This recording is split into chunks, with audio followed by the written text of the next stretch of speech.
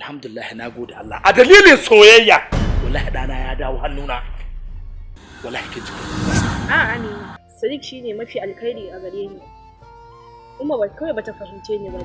Kamfanin BA General Services ya haɗa ƙwararrun masana tsara fina-finai masu inganci da isar da saƙo. Wallahi umma ba san halin da Aisha take ciki ba. Yau kusan kwana 3 kenan ba ta zuwa makaranta. Ya shirya tsaf a wajen samar muku da wani sabon fim mai suna Dalilin Soyayya.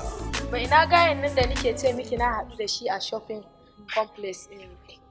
Gaya miki na ƙara ganin shi amma sai na kasa. Ba ke kamata cikin tunkarin da wannan magana ba. Sannan ya kamata a cikin bata ansa da kanki. Domin kuwa kin san zuciyata bata ajiye gurbin da wata 'yan mace za ta zo ta zauna ba. So nawa zan gaya maka idan ka gani a cikin makarantar nan ka daina dole. Na gaya maka ni ba soyayya na zo yi ba karatu na zo yi don Allah ka shafa min lafiya. Umma ba na son kuma ba na son wala ka sani. Ta kulle zarin tare da dabaibayewa kana ta tura don silwantarwa.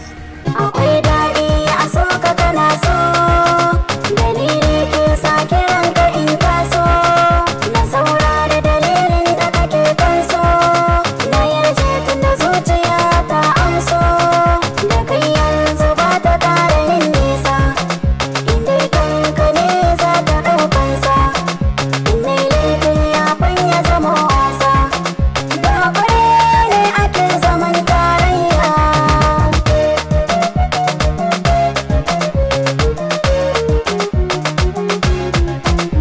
Ba a san uwa te ba ba a san uba ne ba in takaita miki labari yaro da shege ne. Da kun san yadda Aisha take da ba za ku rige mata mummunar fahimta ba. Wallah Musa na sani hakika inna Allah ma sabir. Ba wani laifin da kai mun.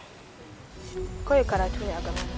Soyayya mai sanya zuciya na dama ya shiga ranta ta zaɓe shi ta amince da shi ne muradinta.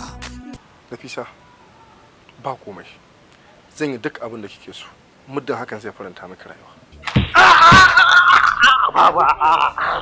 Sura hakikin banza. Zan so a ce ta gefen kin bani dama domin ni in turo magabata na ya zuwa gidanku. Sunana Nafisa Ahmad kawar Aisha. Ta rufe idanunta don lalubar abin ƙaunarta. Ba abin da za mu iya ce anan sai da mu ce Allah ya saka da alkhairi.